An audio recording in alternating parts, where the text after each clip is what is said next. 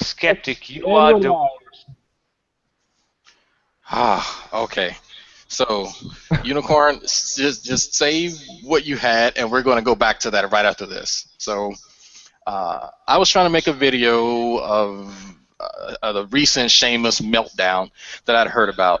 I think Annabelle and a few others told me that he had made some statements in Nadia's hangout about people who should be shaved off for the community, or like extra fat or whatever. I was like, okay, it's the same as fucking drivel, crying like a man bitch. But this one's interesting, so I'm going to shut the hell up, and I'm going to let people hear it for themselves, and then Man, we'll bitch. talk about it. I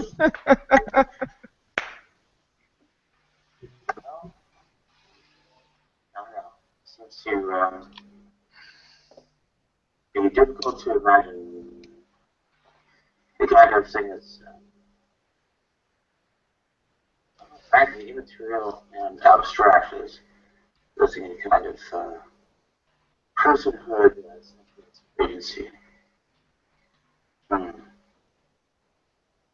Okay.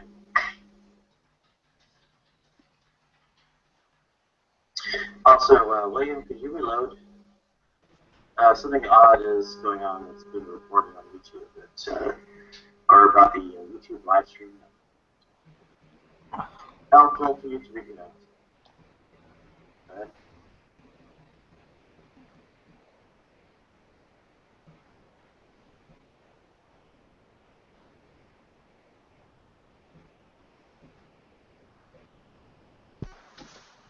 Oh my god, anger's rising. Hey, I have an observation. Can you guys hear me?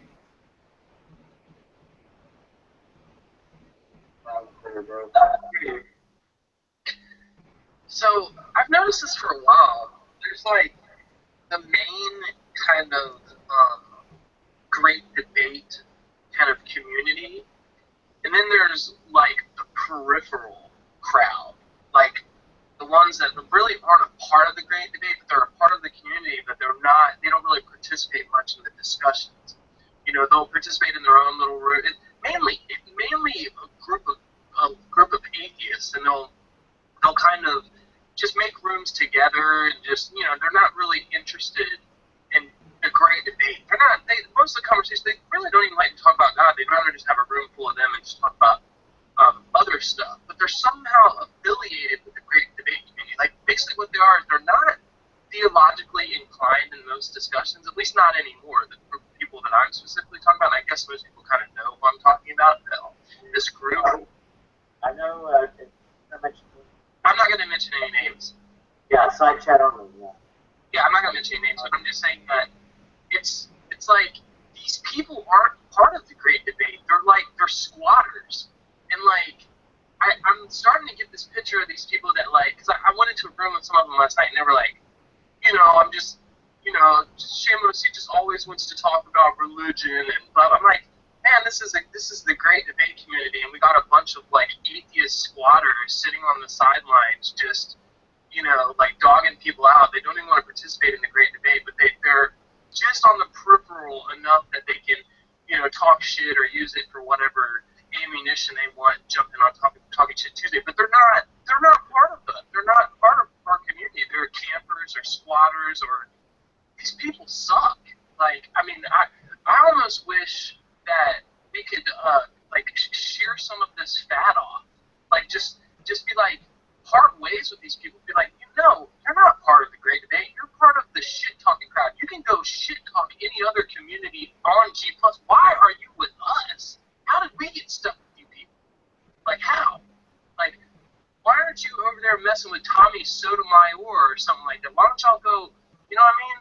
They're not here for theology. It just bugs me, man. It really does. There's no way to get rid of these people either because of the openness of G plus. We're literally stuck with these people.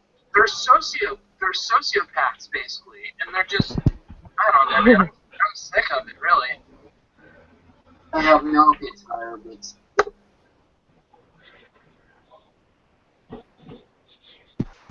So, let me come back outside. My name's Shamo. Sit down, big fucking crowd over here. So, what you heard there, well, actually, let me give a reference. So that was if God exists, it should abolish it. Number 4, around 7 hours and 44 minutes, I believe. It may be 6 hours. I got to go back and check. But the people he's referring to is myself, Gus, Sock Account, Wolf King, Xbox, and a few others. The hangout is on Xbox's channel. You'll see Seamus in the room, but not saying anything. And evidently, since we all decided to join Xbox in his return, we atheist, squatter, evil people are wrong for caring about someone in the community who has been having health issues for as long as we've known him.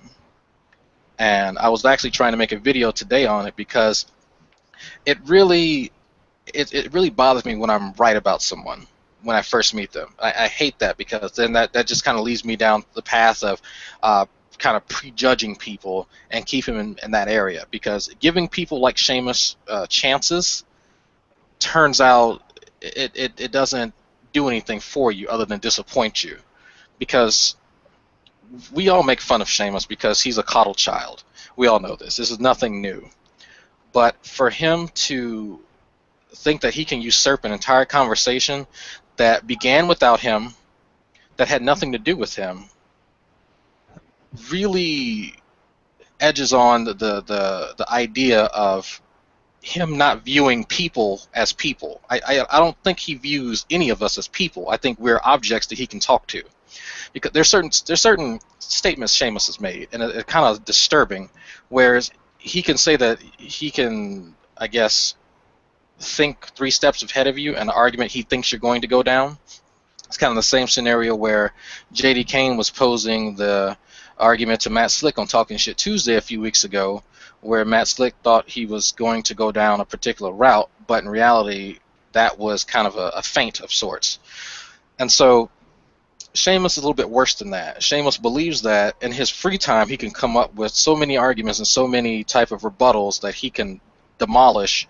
And so all he has to do is come on. We're like a video game. He can build a strategy in his free time and then turn on the video game and use a strategy and win.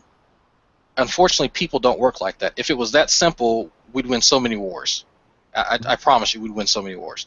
So it's really sad to see someone who has their head so far up their ass that they can taste what their own colon has been digesting for the last 2 hours. It's really that sad. And I can't put into words how indignant the little shit is, and that he needs to go get laid, honestly.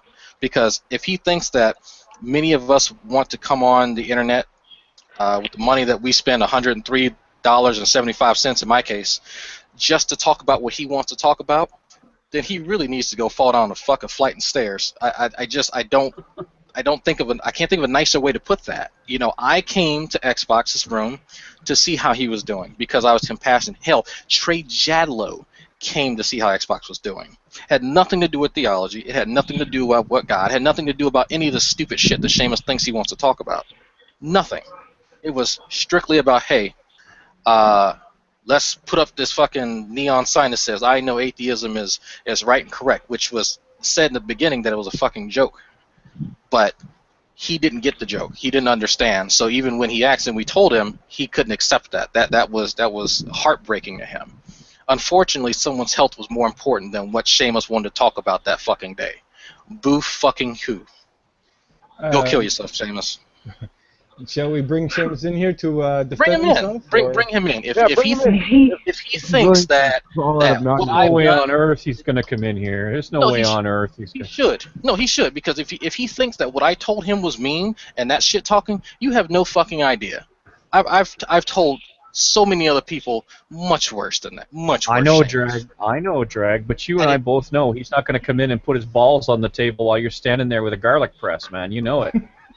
You know, you just listen. There's nothing unrighteous about your rage, my brother. But you know he's not going to come in and subject himself to it.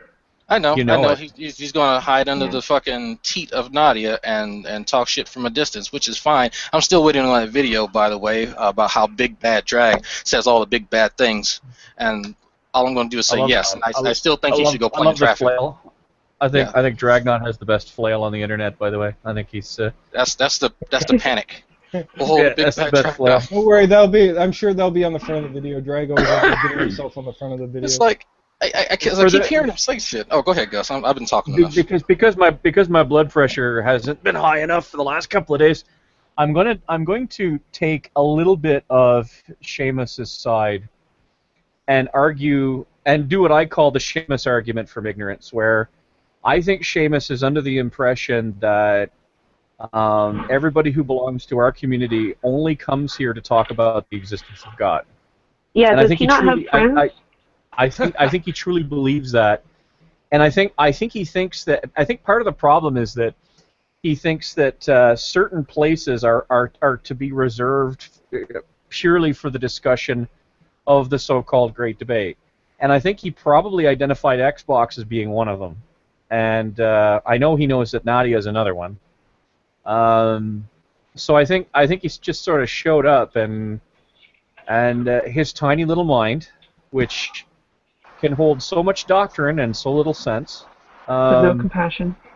His tiny little mind, it just never occurred to him that it just might be that there are people out there who don't eat, sleep, and breathe whether or not God exists all the time, every time. Right. Well, and you know, the funny thing is that I got into a fucking shooting war with Benny Ocean over whether or not I thought a 14-year-old could be stupid. I'm not willing to get into a shooting war over it, but I would like to put forth that I think that a sheltered 20-plus fuck-all-year-old kid who knows nothing about nothing, who's been nowhere, who's done nothing, and who has lived on the sufferance of his parents for his entire life, I'm pretty sure he knows nothing about nothing, and he does some pretty stupid things too. Oh, and I think that's where this is coming from. I love how you describe that. I love how you describe that as taking Seamus's side. Yeah. Well, no, you guys are completely underestimating how clueless the guy is. Well, no, I do understand. Seamus is the type of guy that I like. I like seeing people like him join the military because I love to see them break. I love it. It's as wretched as that sounds. I love watching people like him break. So Drag has a bit of a sadistic side to it. I know I have a very sadistic. I love seeing that. I want to hone in on what he said, though. The second they break is beautiful because they get that realization that the world isn't what they thought it was, and that they have to face their biggest enemy that they ever will, themselves. And I know Seamus will never face himself the way that many others have, and many others have had to mature. Standing over this broken person, going, "Ooh, I can taste those tears." But I want to hone in on what he said, though, because I think it's important that that attitude that he has that you showed in the video there, Drag, that's a really shitty attitude to have. To say that if you're in this little pocket of an area of like a group of people that you should only focus on X, Y, and Z, and if not, you should be exiled.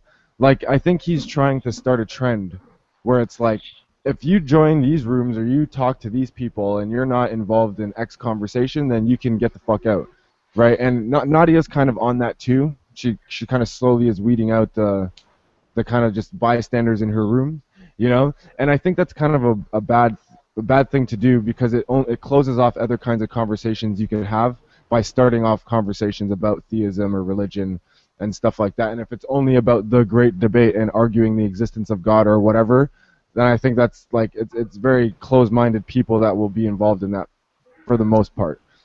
Well, he's trying to stick to. Oh, go ahead. No, Gus. go ahead, Trek. I was going to say he likes to stick to areas he's comfortable in. If you talk about, if you notice, he will try and drag conversations back to areas that he feels comfortable. He'll never talk about science.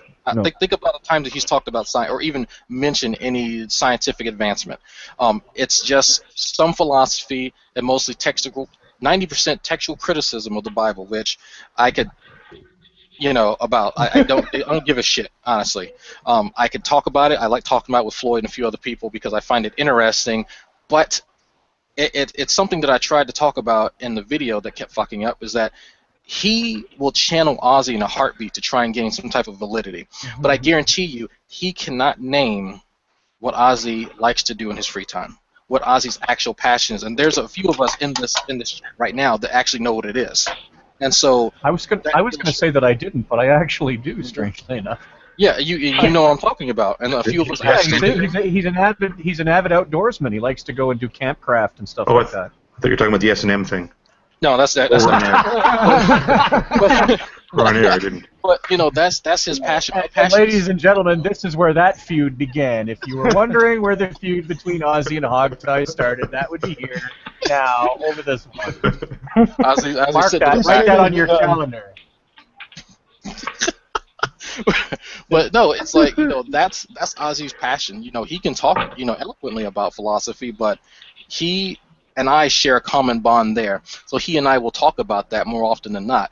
But if there is something, the philosophical nature, I will reach out to him. If there's something and he's asked me about military service and how it is and roughing it in the desert, because that's not a climate that he's used to. So he and I have kind of briefly spoken about that. He is not this really rigid, narrow-minded person. He can branch out, no pun intended, on these different areas where he can feel passionate about and also curious. And so if he idolizes Ozzy that much, he should probably take a hint and not just remove the stick out of his fucking ass. Honestly, I don't know how else to put it. I have an observation to make. Yes, Uh-oh. please. He kind of reminds me. Go ahead. Sorry. Sorry. You hate it when people do that to you. No, he kind of reminds. He kind of reminds me of that kid that everyone has this kid in like junior high or elementary that they're friends with, that is an only child, and they try to have a sleepover, and they try to have other kids in their house that do things differently, and they just lose their shit. Because they're used to getting everything their way. They're used to doing it this way because that's how I do it. And if anyone does it differently, you're doing it wrong. And then on the other hand, it reminds me of like a toddler in like a preschool or like something where there's this toy that belongs to the school, and they go and they play with it and they consider it their toy. Then they see someone else playing with it and they lose their shit because they think it's their toy. It's just like, no, it's not. Yeah, and the same conversation just gets boring having it over and over and over and over, like errors in the Bible, contradictions. You gotta cleanse the palate once in a while. You got to. It's like, yeah, like when was the last time someone did like a hangout and did like movie reviews or television reviews or talked about like current events in general? Like you don't see those. It's just everyone's Did you see that religious movie? Does God exist and blah blah blah, and it's just so boring. Well, Skylar did one last week, and well, it wasn't. It was sort of he wanted us to talk about our favorite movie, sort of as a part of a larger thingamy. But yeah, you're absolutely right. I mean, why should this place be limited only to whether or not God exists? Especially a question that, realistically, how the hell are we supposed to answer it? You ain't solving it on Google Plus, man. You know what I mean? Like, come on, dude. We're here trying to unlock the secrets of the universe. Did you not get the memo? Did anyone get the memo? Well, this is the thing. Plus. If we had some sort of a corporate goal that it was like, we are going to communicate this message, or we're going to have this discussion, or just here to entertain people, or whatever else our goal is, and then we had a limited resource, like limited airtime. We only had an hour a week that we could put our show on TV or whatever. But that's not at all the situation. There's nothing corporate about what we do. It's a bunch of people that hang out and like talking about different things. And it's an unlimited resource. So I have kind of mixed feelings about this enforced hangout topic business, right? Where, you got to stay on topic. You got to stay on topic. Because when you look at, why do we do these hangouts? Part of it is because, we know each other, we like each other to varying degrees, and we want to spend some time together, right? And whatever the motivation is there. But we also, what's that? I love you, Hogtie. And I can't hug you across the country.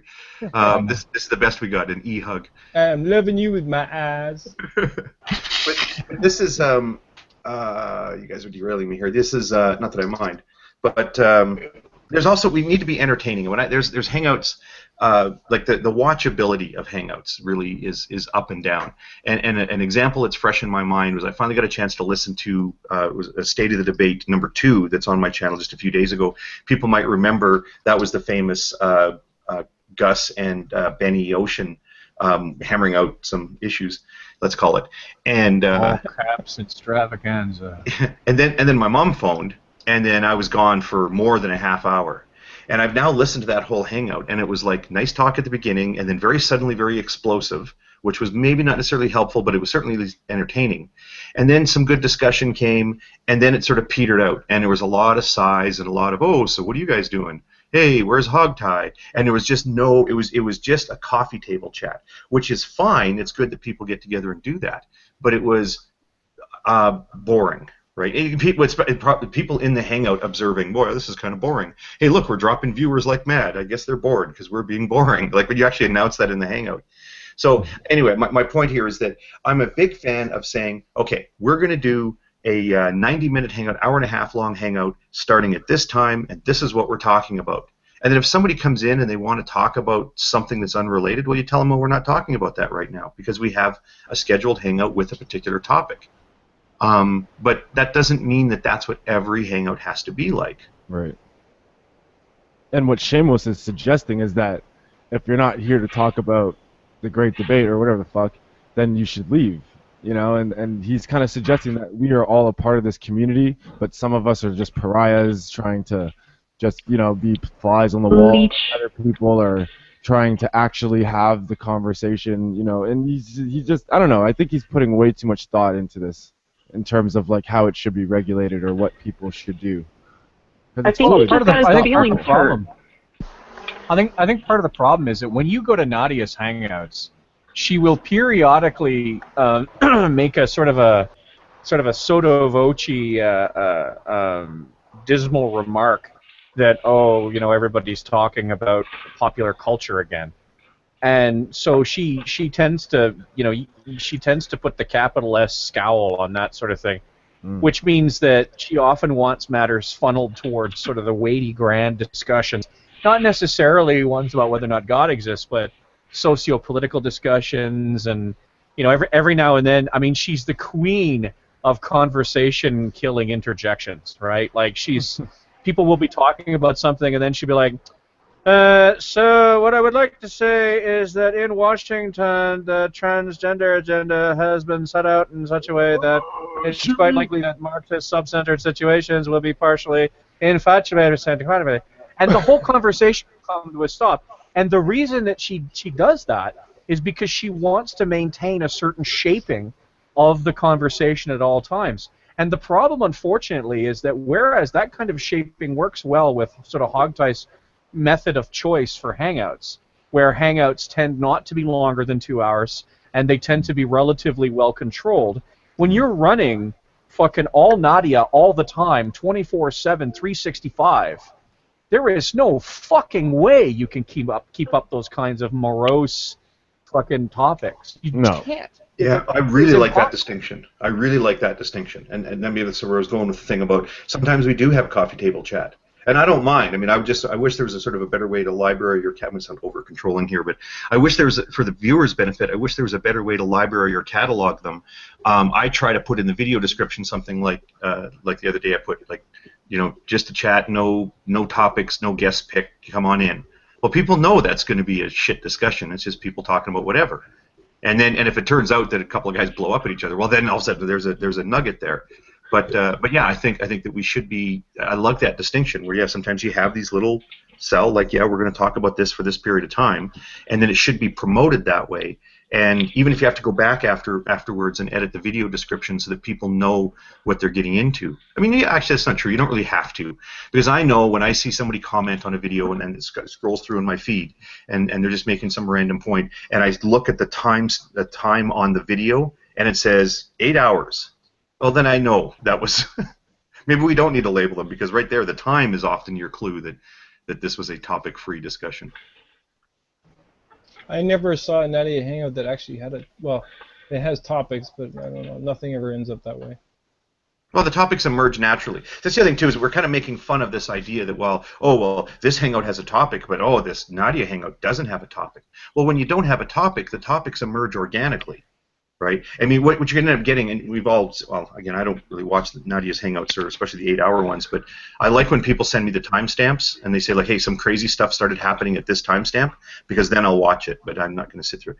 Because everybody knows who's done it, who's sat through them, that what you end up getting is a little bit of boring stuff, and then a topic emerges organically, and then interesting discussion follows.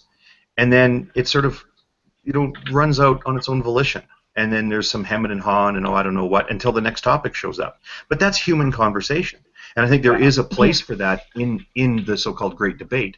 Because the thing is, too, we're not like fighters that, we're going to go meet in Atlanta and have a big brawl, or Vegas or something, and have a big brawl, and we don't see each other anymore. Because these conversations develop between a common cast of characters, and we don't just have the same conversation over and over again. It does develop. Like, next time I talk to Arcane, there's going to be some things that I'm going to want to ask him that didn't come up this time. Like, these things sort of, they take time. And it doesn't help, sorry, let me make this point real quick. It doesn't help when we start actually personally detesting each other.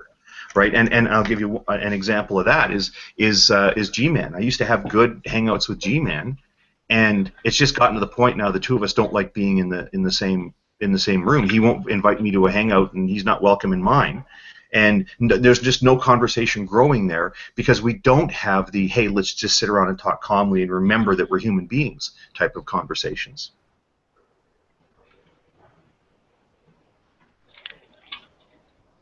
Yeah, and I have a question actually. Sorry, let me try to form this. I guess, is Seamus ever in a hangout and actually participating in a hangout that cannot be dubbed the Seamus show? You know what I mean? Like where G-Man comes in, there's 8 other people in the room, and all of a sudden it's his conversation that he's having with one person or 2 people. Yeah, exactly. And does for he ever Seamus, just like chat? Yeah, G-Man has only one mode, and that's the G-Man show, always. And Seamus has only 2 modes, and that is the Seamus show versus him sitting muted for an hour straight. Mm-hmm. Yeah, exactly. But he doesn't just talk, because apparently that's beneath him. Well, I don't know. I don't know beneath him. I don't know if he thinks of it that way. I really liked your earlier description where you said we're he's like squatters. Did you hear the video? No, and I'm sorry. That's actually why I'd come in, because I missed the first 2 minutes. I don't know. I hate when people come into a hangout and they're like, "Oh, so what are you guys talking about?" I missed the first 2 minutes, so I don't know if there was some background. Everything you're talking about and tell me exactly what happened immediately. Exactly. Yeah. Everything you were just talking about. But Dragnet had referred to a video. He said, well, you guys had seen in the video, and I don't know what video you're talking about. So rather than asking you to repeat it, I certainly would mute and go take a look at it if I knew what you were talking about. Yeah, he said some pretty nasty things. Well, it's Nadias hangout. It's if God exists, it should be abolished. Number 4, I want to say it's around 6 minutes 44 seconds, or excuse me, 7. It's either 6 hours 44 minutes or 7 hours and 44 minutes. Here, I'll give you the link. Half 7 before. It's probably 7, yeah, because it was toward the end. Yeah, so it is 7, and it lasts about 3 minutes. You see Nadia talking or mumbling about something, and then he goes into this rant that just comes out of nowhere. And Nadia, it's on the right. All right, thanks, Skeptic. I will try to listen to you guys while I'm listening to that, but I apologize if I tune out. It's disturbing that it's you hear the entitlement in his voice, and that's what really bothers me. Yeah.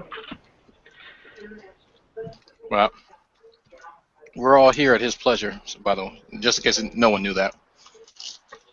I pay my internet bill. Like only child thing. It's you're my friend, you're in my house, you can do it my way, I'm gonna lose my shit. Yeah, sorry, that's what I was saying a second ago. I agree with you, Ruby. That's kind of the way it sounds, actually. Yeah, I don't know about the beneath me thing. I mean, I'll listen to this and see if I come up with a different opinion. I shouldn't comment on it. We're fat that needs to be shaved off. That's what he says. Oh, really? Yeah, okay. We're squatters. Okay, I'm leaving the door open. I'm leaving the door open for. I'm just acknowledging here. I'm going by on what I've seen of him before, and I haven't really had any conversations with. I've had a couple of comment exchanges with him that have gone off the rails, but that's due to a different reason, which I would happily bitch about if we move to that topic, but even briefly. But anyway, my point is that I don't know so much that he thinks it's beneath him. I'm open to changing that position after I see this, but I really liked your earlier suggestion where you're saying it's really like the analogous behavior with the only child that hasn't developed the skill set to recognize you don't always get your way when you're in a group. Yeah.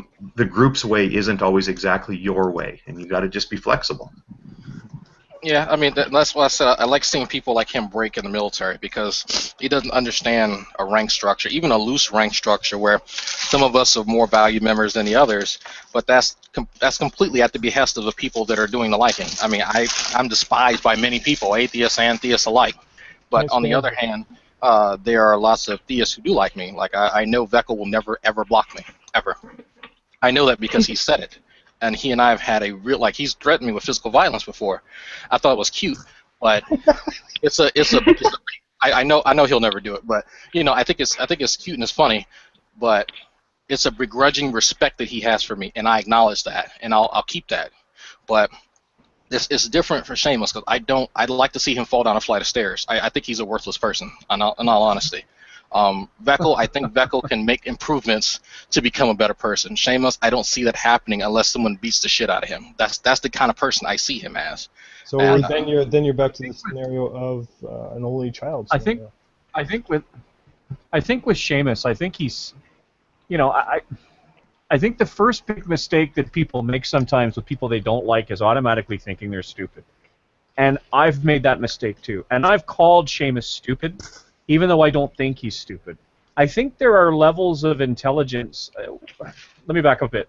We know that there's a bit of a trade-off on the human intellect, where it's kind of a zero-sum game. Where if you have one aspect of your intelligence accelerated, another aspect of your intelligence often pays the price for it. So we know, for instance, that people who are keenly book smart or hyper logical or have a lot of analytical cerebral horsepower tend to have the interpersonal skills of a block of cheese, and so but there's a little disease that kind of lives. It sort of lives in that stage where you're not quite a stinking genius, but you've reached the point where you understand that life would be so much better if everybody just did the logical thing. And then once you've decided what the logical thing is, right, because you're smart, you're not entirely stupid, most of the time when presented with a logical conundrum, you're able to reason it to its logical conclusion. So once you've figured out what the logical answer is and the way people should do things logically, if they don't do them logically, you get really frustrated with them because you're logical, you can't really figure why everybody doesn't think the same way you do, and therefore they must just be fucking around. And since they're just fucking around, they're therefore not worthy of respect. And God, I wish we'd just get rid of all those people that are just fucking around. And I really sort of see this as kind of an alternate to Seamus is just a big baby, which he is a big baby, but I think he's also a complex big baby. I think Ermine mentioned this a few weeks ago when she was talking about a lot of the guys who have trouble with women, understanding women and women's rights. There's a trade-off between IQ and EQ. But I had no clue about EQ, and it makes sense. The emotional growth is stunted by the intellectual growth to some degree, and so they can't understand interpersonal relationships because they have already done some fucking diagram in their mind on human interaction without including certain emotional responses. And so we get to that scenario that you just presented, Gus, and that's why a lot of people like him tend to suffer. But at the same time, there has to be some introspection done. If he can't see that his interactions with people aren't going the way that he thought they did in his mind, then he has to consider what the common denominator is at some point. And I don't think he's gotten to that point. No, he hasn't. And part of the reason for that is because he's young. And you know, if you when you line up 1,000 people who believe they have absolute truths, you will find that 990 of them are young. We tend to grow out of our notions of absolute truths about things when we get older because we start to realize that whether we like it or not, we live in a gray world. And so I figure Seamus is going to be a very different person if he makes it to 40. He's going to be if somebody doesn't nail his head to a door somewhere without the rest of him attached to it, he's going to be a very different person. I think I think in that respect he does have a lot of growing up to do. Can I just make a quick correction here? So my recollection of what you guys had said was to look at, it was 6:44 or maybe 7 hours into it. I've only got through it a minute here, but just taking a quick look at that video you referenced. So it's if a God existed, we have to abolish it. Number 4 on Nadia Yvette Chambers' channel. It looks to me like at around 7:44 and 0 seconds, Nadia is droning on about something, and then she takes a drink, and then there's about 15 seconds of just dead air where no one's talking, and then Seamus says, "I have an observation." Yes, that's it. That sounds right. Yeah, and then shortly afterwards, I hear the word squatter appears within a minute. So just in case the audience was looking for it, just to let you guys know, it's 7:44. I have another Seamus complaint if you want it. Oh, by all means. I'm eating my Chick-fil-A and listening. Yeah. Well, it's on the theme of the immaturity. Now, because one of the things about maturity is recognizing that we're all prone to making a certain type of mistake in our thinking, and trying to beat that out of ourselves and grow past it, in spite of our own foibles. And so I'm going to say this about Seamus, that he always takes sides. It's always his side that's right. It's always his brother that's right, and everybody else is wrong. And of course, my daddy can beat up your daddy. My daddy. But it's all. I mean, the thing is, anytime you point that out, anytime you point out, oh well, look, here's a evangelical that, like, somebody accused him of doing something wrong, and all the other evangelicals surround and say, oh, well, you guys are just making up false accusations. When you do that, they say, well, you guys do the same thing. Their response isn't, well, you're right. It would be bad if we were rallying around a person and supporting them when they're wrong. That's not what they say. They say, well, you do the same thing. Okay, well, then if we are doing the same thing, it would be just as wrong. But I've had those kind of exchanges with them. I know there was a comment thread in August, I think, or July or some point, where, so no one's going to remember this, but Ozzy had pointed out something that I had said about making a comment about whether or not Schuyler Fiction had quote mined Veckel. And shortly after that, I made a comment jokingly about somebody saying in a discussion that he'd rape babies, and then like, well, how is that a quote mine, And Ozzy mistakenly had connected the two, saying that I was making the claim that Schuyler had said that Veckel said he would rape babies. Well, of course, Schuyler never said any such thing. Veckel certainly never said any such thing. Ozzy had mixed up two different events and immediately acknowledged it. As soon as I said, look, I wasn't even talking about that. I was talking about this. And I think the thing you're thinking of was the Xbox boy or PS4 boy or whatever it was that Veckel was talking about, which I agree. That's Veckel meant something different. So anyway, I apologize if the details are confusing. The theme here is that Ozzy had immediately said, oh, I didn't realize that's what you were talking about, and you're right, the details of that are different. And the whole thing was done. And I'd even asked JD to put up an annotation on there so that people weren't confused about what I was saying. But Seamus had come in and immediately was just all over it. Like he was on that whole topic like a honey badger on balls.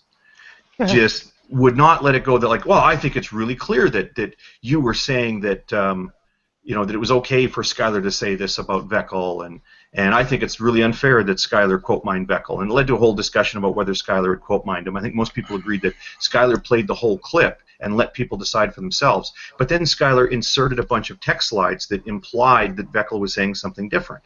And the issue's been settled. That was last December that had happened.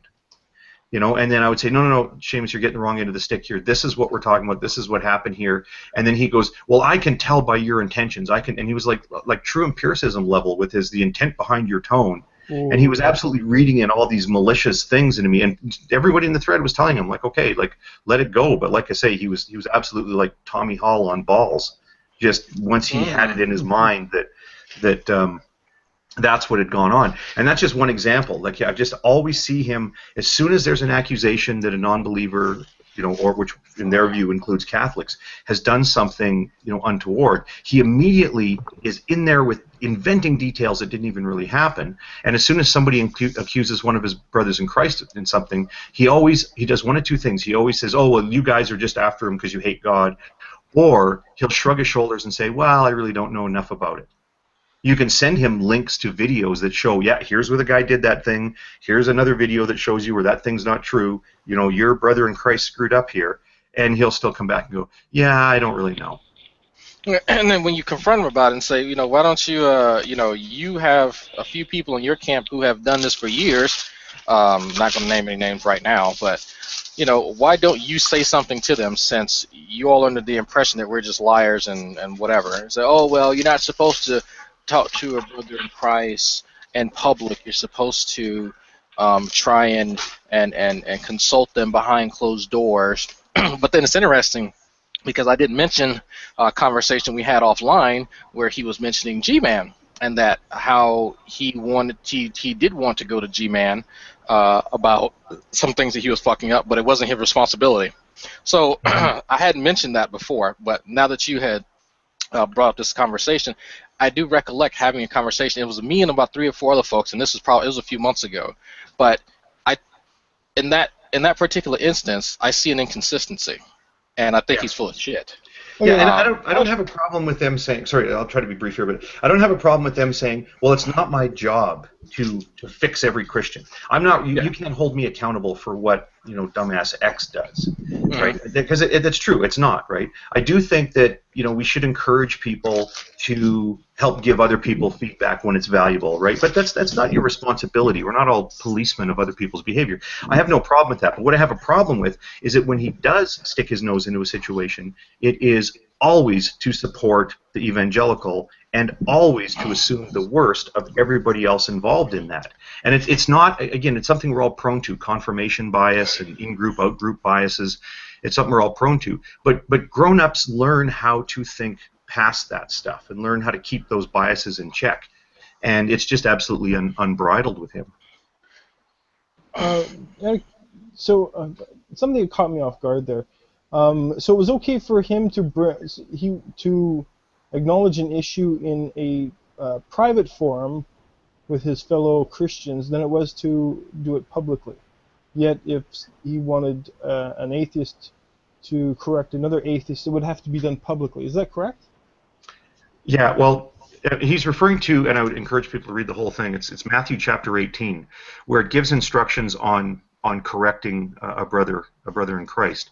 And it's kind of a 3-step process that sort of you talk to him privately, and then you go, if that doesn't have effect, you take a couple more people from your church and talk to them privately again, and then you have the congregation deal with them. And eventually you treat them as an unbeliever. If the person is that far off scriptural accord, you just treat them as an unbeliever.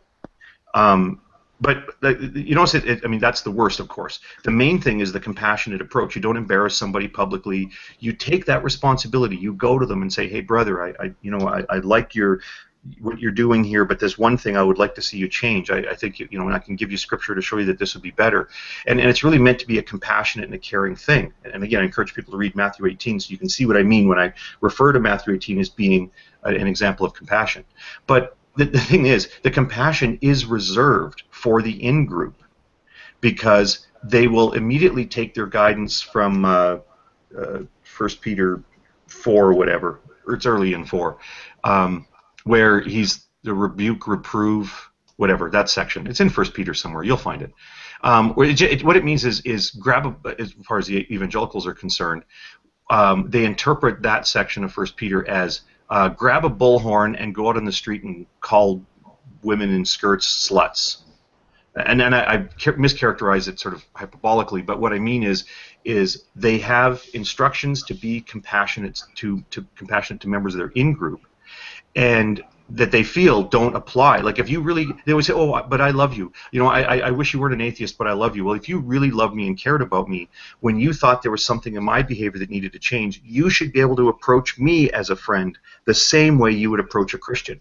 But they don't. They grab a bullhorn, they open up a hangout, and they're blah, blah, blah, and they'll blast it out there. Yeah, it seems foreign to us because we try to pick and choose how we're going to treat people based on our interactions with them and our assessments about them. So like if Brett Keane did something I didn't like, I would not think of like being, "Hey Brett, you got a minute to talk? I got something on my mind that I just want you to think about." Like, fuck that, right?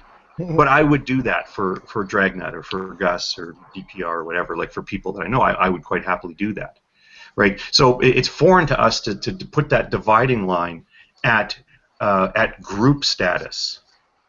right? But that's what they appear to do, and they seem to derive that instruction from the New Testament.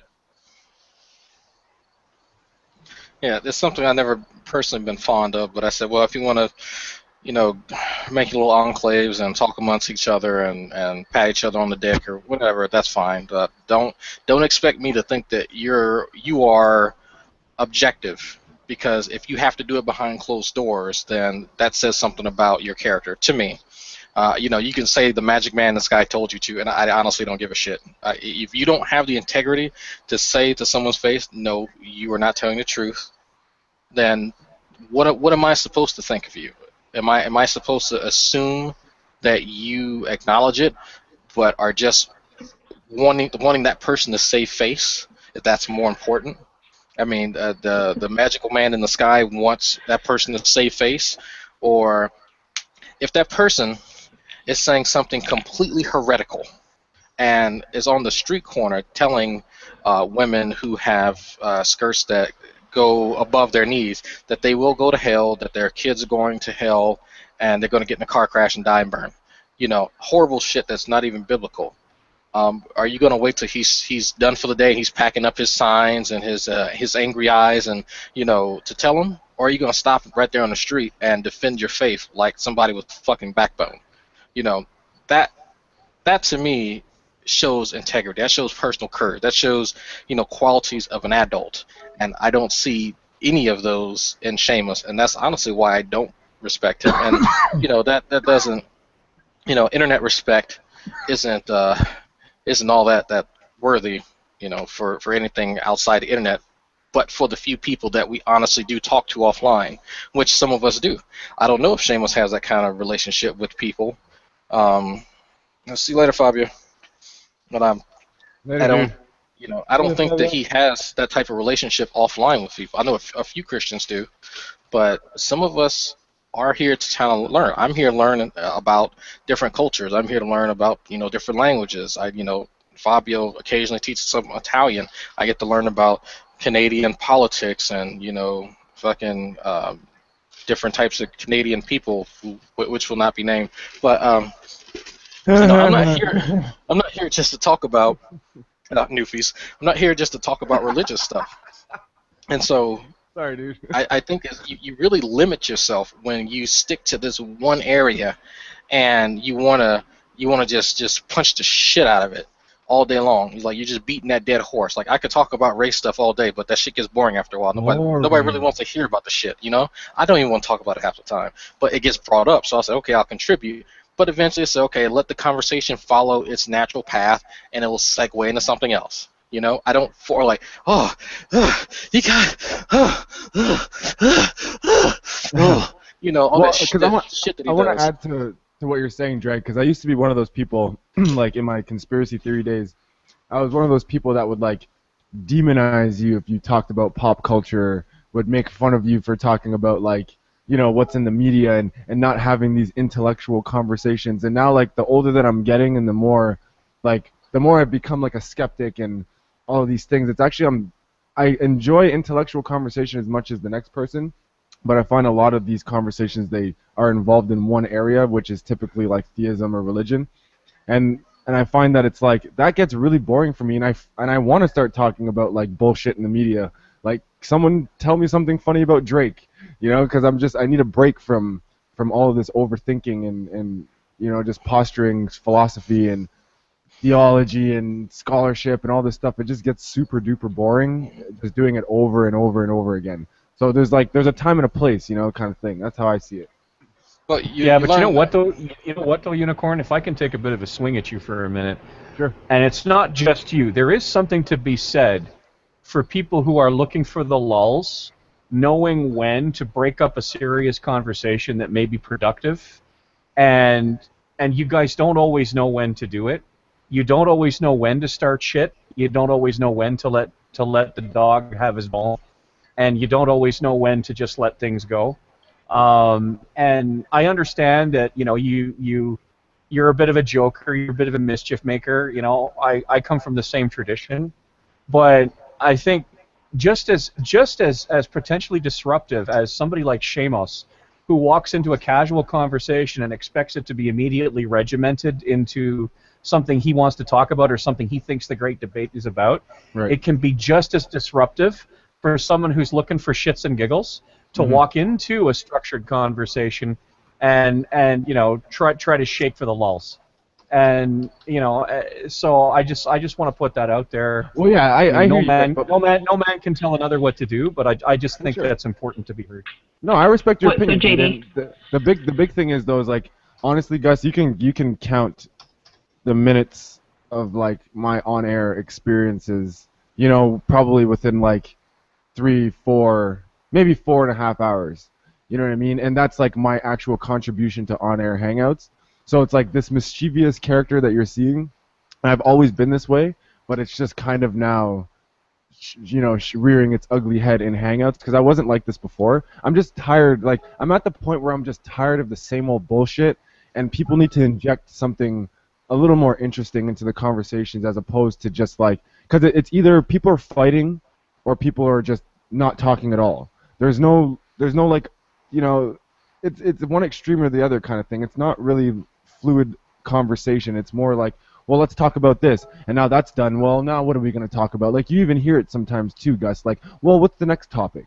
What should we talk about next? It's like that is the most unnatural way of going about a conversation. So I try to inject like, sarcasm, satire, stuff like that to help segue and move the conversation along smoothly as opposed to having like this dead air and, oh, what should we talk about now? It's just, I don't know, but that's just me though, you know what I mean?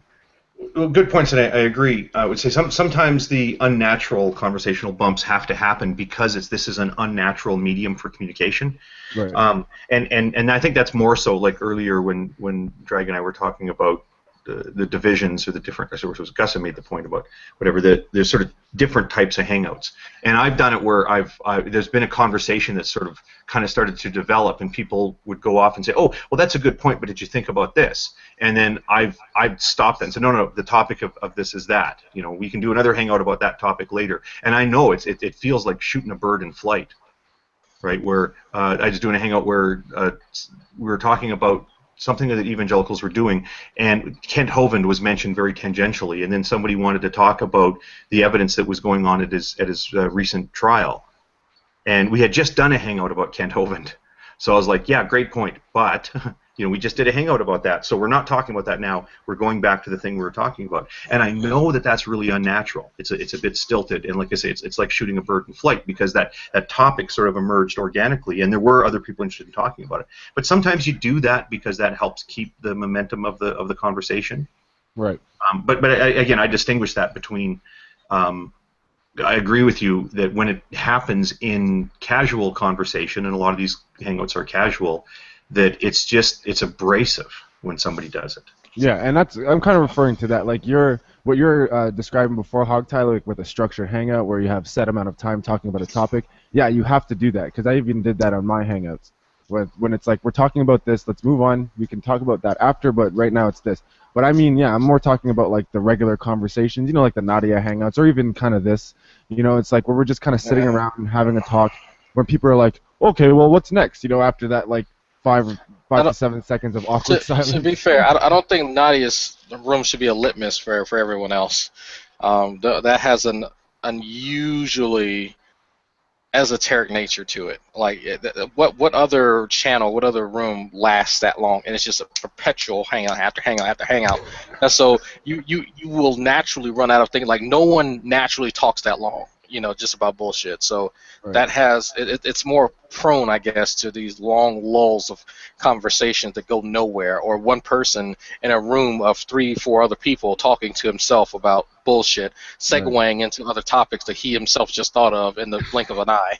But let me not make fun of Rodney. But I mean, it's like you don't really see that too much unless you have boring people, and that's why I don't like this idea of trying to corral an entire community of people into 1 or 2 topics that you yourself find interesting. Like that, how fucking pretentious do you have to be to do some shit like that? Like, in all honesty, you have to be really, really pretentious to do some shit like that.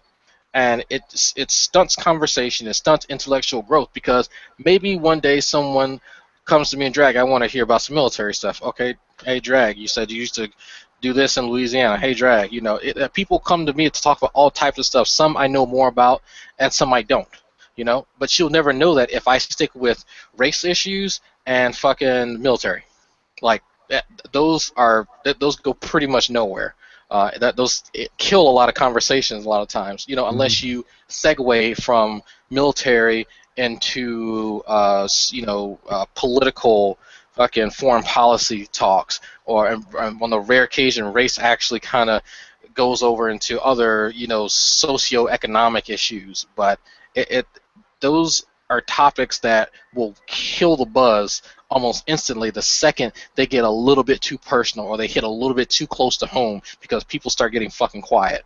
And that's why I would rather talk to theists about how their theology influences their life in a pragmatic way, rather than them droning on like fucking Ken Jones trying to preach to people on the fucking internet, which is fucking painful. Yeah, and I will say without segue. So I did listen to that clip now. Actually, here's my segue.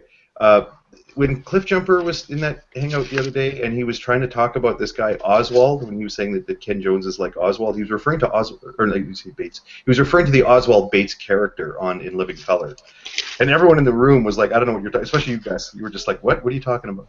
Oswald Bates is who he's talking about. Anyway. Bentification can pontificate my defecation, my brother. Oh, is that the bum? No, that's that's he has the fucking dashiki and shit on. No, not the dashiki, the fucking head thing. And he's in jail. And he's malaprops. Yeah. Malapropisms, yeah. Yeah, no, I'm not. No, I know what he's talking about now. Not the piss collecting bum. No, it's the same dude, but different character. Sound exactly like the bum. Sorry.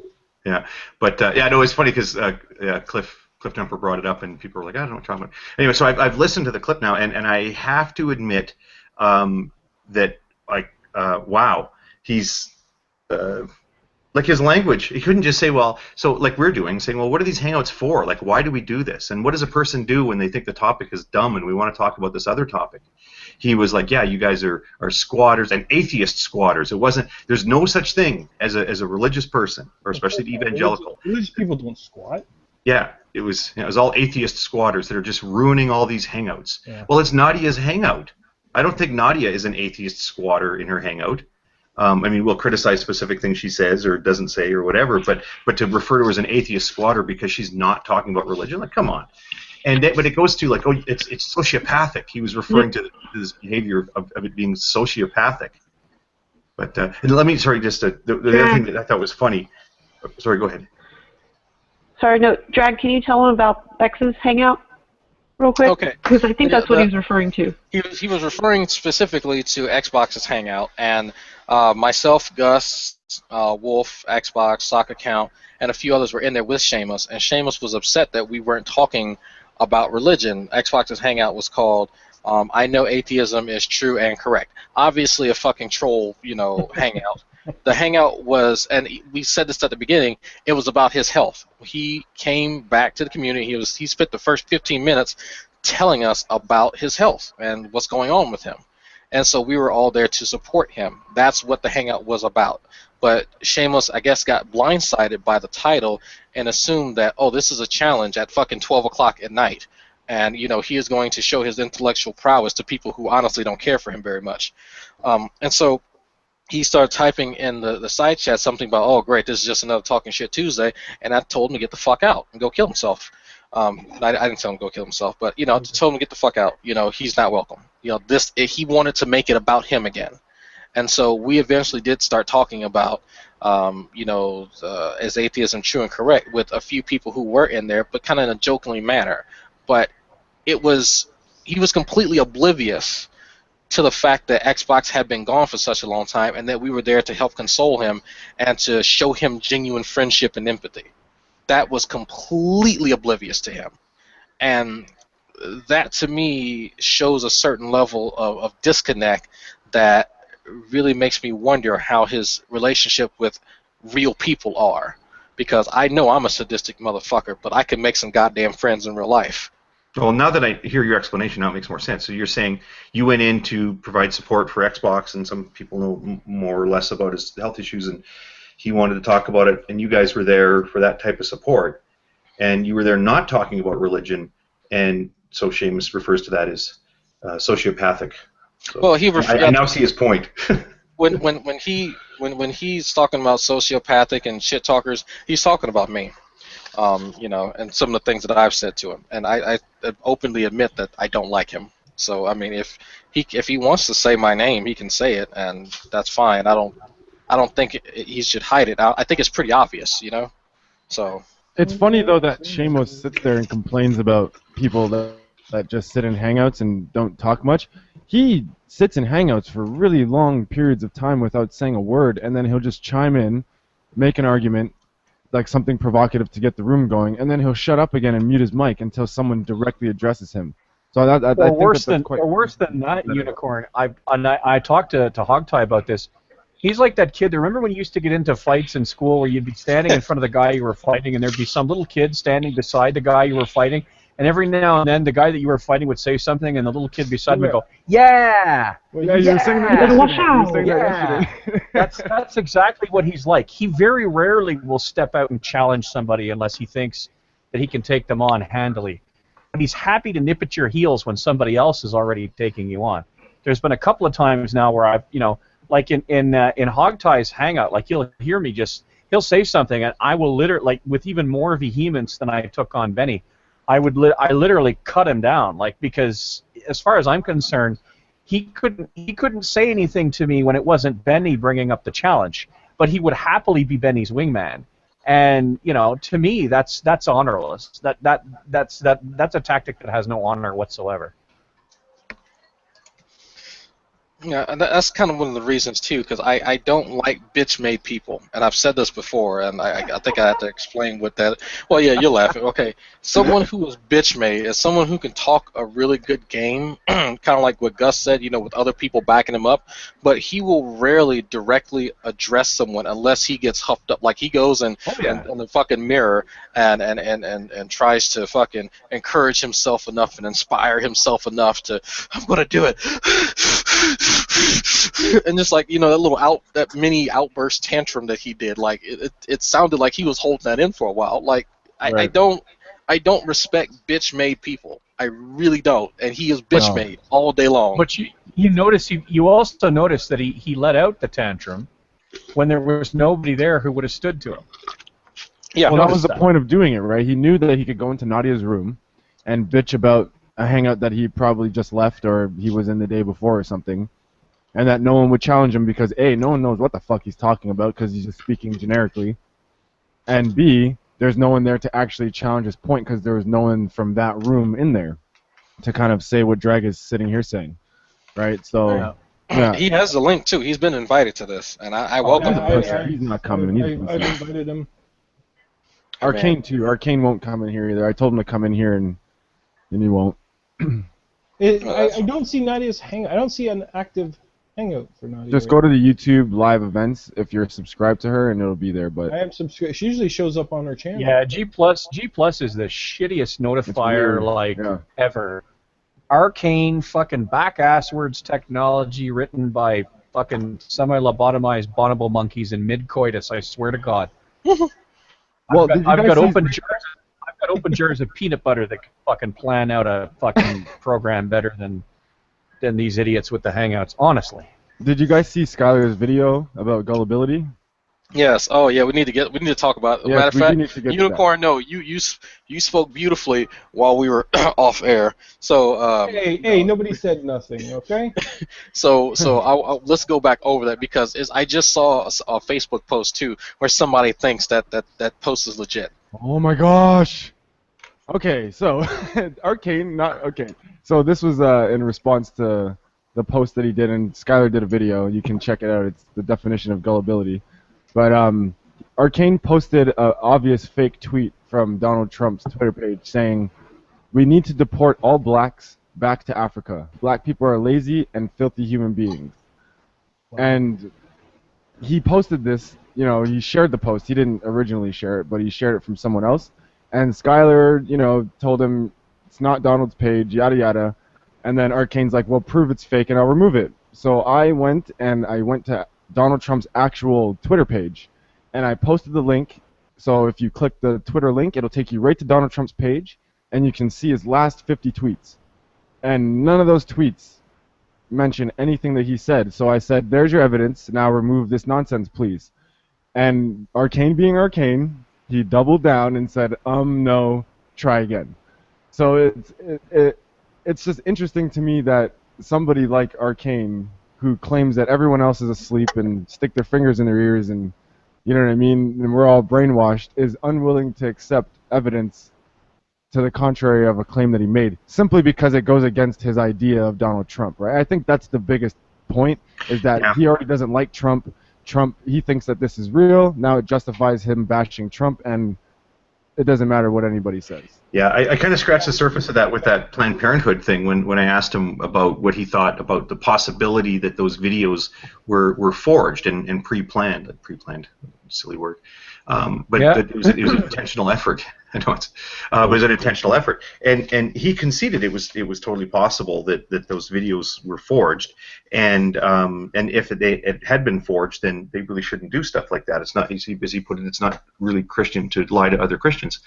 But having said that, it doesn't really matter if those videos are true or not, because even though the allegation was that Planned Parenthood was engaging in negotiations by which they might sell fetal parts for profit, it doesn't matter, because he says we already know that they are. I didn't say we know they are. They probably are. In his belief, they are. And he wasn't talking about donations for research. He's like, well, why do you think everything's documented? So it doesn't matter what the actual accusation is or what evidence there is or anything else. It all comes down to, well, I think so poorly of Planned Parenthood that I bet they're selling baby parts on the black market. Just completely independent of the current accusation. He's just convinced of that. Well, obviously it's a product of the current thing, but it fits into his little schema for what Planned Parenthood is like. He's a walking, talking prime example of don't confuse me with the facts. Mm-hmm. Right? Like that's what he is. He's a, and I don't know. Like there's a type of psyche out there. Like there are some people who, if you tell them they're wrong a certain specific number of times in their life, you get to the end of that number, you eventually turn them into people who it doesn't matter if fucking the Archangel Gabriel came down and explained with charts, graphs, and a PowerPoint presentation how they were wrong. They still would not let go of being right because they're simply tired of being wrong. There are people in this world who literally just have a specific number of times that they could be told they're wrong, and then after that, that's it. You're never going to tell them they're wrong about anything again, because at that point, it's not about whether or not they're right or wrong. It's about whether or not they're a person whose lives mattered a damn anyways. Seriously. You know what really helped me with that? Because I kind of feel like I was one of them, and then I'll extend a little bit of myself into that category, because I think I was that type of person. I got tired of being wrong. I got tired of not knowing shit, and I got tired of a lot of shit. Among that being unintelligible half the time, and so. A lot. You laugh, but it's true. Yeah, Gus has heard me in my natural dialect, and so he can attest to it. and so, what honestly helped me, and people are gonna laugh, meditation. Meditation is a great thing. I would sit and meditate, and go inside my own head, whatever you want to call it, and just clear out my mind. And from there, I could introspect later on and see kind of the error of my ways, because eventually you have to consider all these interactions. What's the fucking least common denominator here? Myself. There has to be something every time. If I have a bad interaction with a person or persons, then I am first going to look at myself and see what I can do better. I don't care if this person is, even with my interaction with Seamus, there are still some things that I could have done better, always, in every scenario. So I can't eliminate that. I think if more people had that kind of ideology, then it would solve so many of the issues. Yeah, that's, I have to chuckle at that, because of the concept of no matter where you go, there you are. Right, and there's some people that are just surrounded by problems, and I have to laugh when you're saying that, because the first thing I think about is G-Man and his constant complaining about, well, people shouldn't complain that I mute people or kick them out of their hangouts. When you're in one of my hangouts and people are arguing and it's all fighting, and well, of course I got to mute people, and and kick them out. And look at how people treat me. When I go into their hangouts, they mute me, and sometimes they kick me out. Okay, so what's the common factor there, G-Man? Because if you're not in the room, people are able to have a conversation without muting and kicking out, right? That's so full of bullshit. I mean, Skylar's here. It's funny, but it's like, and I remember G-Man saying it, and I said, you know what, G-Man, you're lying. What do you mean? I'm not lying. I'm like, no, you are lying, because every time you come on my channel, when I would do my shows, there's one thing that I would let you do, and I would tell everyone I'm letting you do it. I say I let you run the show. I will let you talk however much you want to talk. I will let you talk over me. I will let you talk over other people to a certain degree, and I let you have your way, and I announce it. And he had to acknowledge that. If you go to the last broadcast I had, I let him talk over me, and he got mad that I let him do that. So there is a certain point where G-Man has to acknowledge that even if he's given full reign, he still fucks up. If you were so much of a fuck up that people let you fuck up till you fucked up the most that you can fuck up, then you're a true fuck up. That's just how it is. Well said. That's pretty fucked. That is pretty fucked. You know, it's funny how you talk about meditation, because I really think that something that would fucking do Seamus a world of good is if somebody just smoked him up good. Just give him a giant fucking mother of all bongs, stuff that stuff full of some nice kush, and smoke his fucking brains right out. Give him like an assortment of snacks, and just let him lie there and contemplate the fucking galaxy. I have never bumped into a kid that needs fucking marijuana therapy or hashish therapy more than Seamus. That kid needs to get smoked up. He does. And I'm not somebody who partakes. You know, I'm not somebody who partakes, but that boy needs kush therapy. Yeah, he needs kush and Doritos therapy. Here, dude. A lot of people on here to smoke a joint and chill the fuck out. he needs 20 minutes in a Colombian sauna and a large pizza. What do you think about that as a hangout idea? This is one of the things that people, that'd be a brilliant hangout. But of course, that's awful. What? I mean, you got to be reminded that Google Hangouts has as a pretty strict rule: there's no doing drugs on camera, and there is no conversation that is supportive of, encourages illegal drug use. So, just for clarity, we're just discussing this hypothetically as a social issue, which I'm hoping is an exception. But it's for his glaucoma. It's for his glaucoma. yeah, it's for my back problems and all those other things. But what just a big is, I know we, like, for example, Maudy and Jim Gardner and I had planned the sake fuck up hangout, right, where we're gonna eat sushi and drink sake and just get liquored up on the air. And people do that all the time, and there are drunken hangouts. The whole point of it is just we're going to get drunk and the audience can watch us be stupid. But I don't think drunk people are nearly as interesting in their conversation as people that just got liftoff, right? A little bit of pot, a little bit of buzz right there, and they just got liftoff. Not to the stupid point. Maybe one of them to the stupid point. I want to see Max Hangs Out and Seamus get into a debate over Arminianism versus Calvinism when they're both fucked up. Yeah. That is what I want. I want to see Max's face smeared with Dorito crumbs, right? And I want to see his hat on backwards, one eye blown open, and I want to just see him fucking giving Seamus the business. And 20 minutes into the conversation, quoting the Bhagavad Gita. That's what I want to see. That would just make me laugh. You know, and you know Max would do it too. He'd be like, "With regards to the fucking Bhagavad Gita, listen," and you know. And Seamus by then would just be talking to his pillow at that point, going, "Nobody loves me. Nobody loves me." You know, like, I swear to God, if I had folding cash, I would totally pay it to see that. Yeah, absolutely.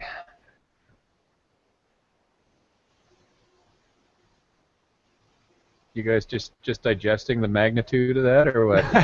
That was pretty awesome. That's what we're muted. There's a funny thing about comedy in a hangout is if you say something that's really funny and people just really agree with it. Like, I was laughing while you were saying that. That's just such a funny image. Please make that happen. But I'm being polite and I'm staying muted. So you didn't hear me laughing, but it was pretty funny. Okay. Yeah. Okay. I try to do this thing when I'm in Hangouts, and if I laugh, I'll unmute so people will hear me laugh. So that I do. People need to know when you're laughing at them. Well, that's why I try to keep my hands on the Control D so that you can sort of interject really quickly. The person's talking, you're like, and you ha ha ha, and then, you can do that real quick. But so yeah, no, we need to see people in altered states. Like I would love to see. Yeah, I mean Max. I hadn't thought of that, but yeah, Max would be good. Or Nephilim free sober. That would be entertaining to see. I'm pretty sober. You get Thanks for unmuting and laughing. Nobody else laughed at that. Oh, I'm assuming they're all muted and they were laughing. No, I was chewing on the concept for a minute, and I went, oh.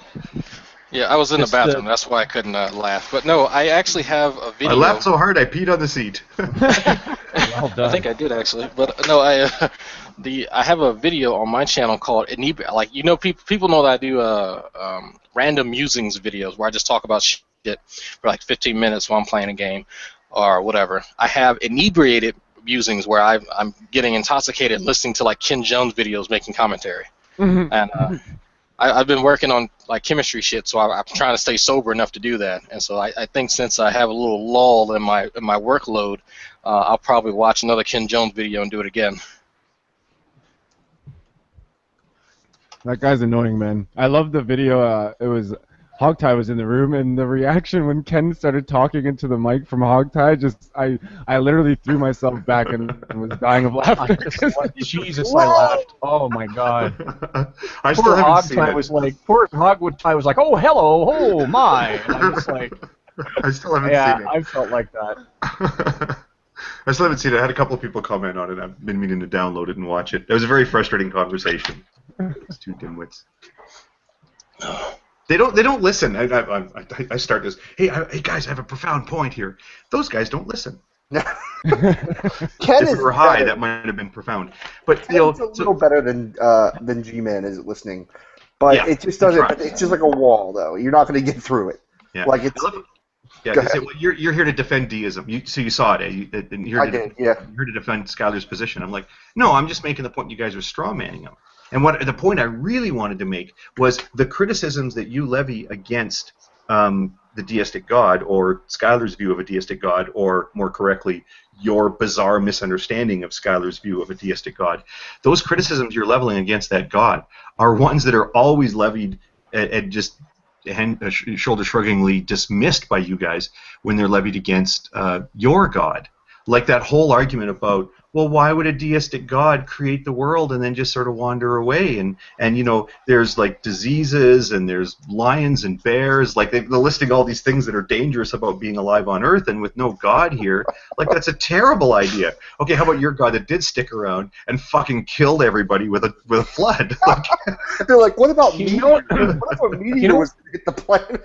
I'm sorry, I can deal with the fucking bears. I live with the bears. I can deal with them, but your fucking flood? Like, come on. I don't need that shit. You know what I love about that whole thing?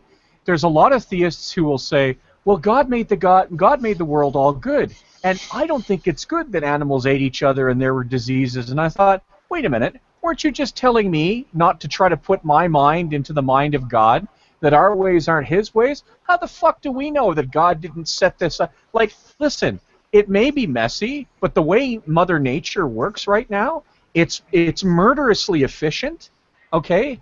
And nothing gets wasted. So how do we know God didn't fucking set this up and then simply protect mankind from it in the garden? Makes sense to me, right? That's yes, true. no? We're going to hear this argument like 3 weeks from now. Right. This is going to crop up out of nowhere. I just don't get, like, the whole time G-Man's doing this, like, 45-minute thing about me and deism. Well, not even, well, he said it was about deism, but it was really a 45-minute straw rant about deism. me. Yeah.